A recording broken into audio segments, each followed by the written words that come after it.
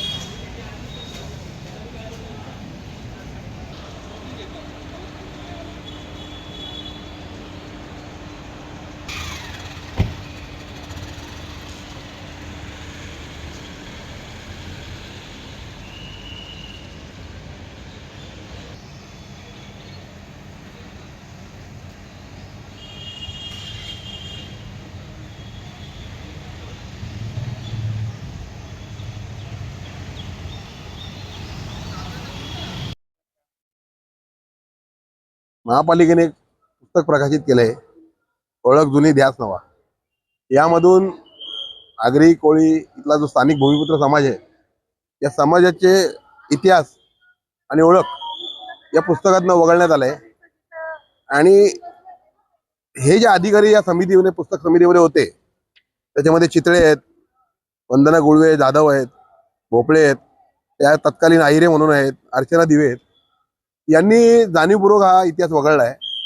यांना आगरी कोळी समाजाचा इतका द्वेष आहे, पण ते विसरतात की याच आगरी कोळी समाजाच्या जमिनीवर उभी राहिलेली ही महानगरपालिका आहे आणि या महानगरपालिकेत ते नोकरी करतायत।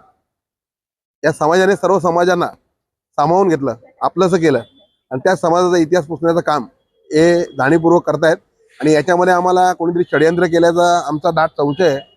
हे अधिकारी जर यांच्यावर आयुक्तांनी कारवाई केली नाही तर आम्ही या भूमिपुत्रांच्या या शहरामध्ये या अधिकाऱ्यांना आम्ही फिरून देणार नाही।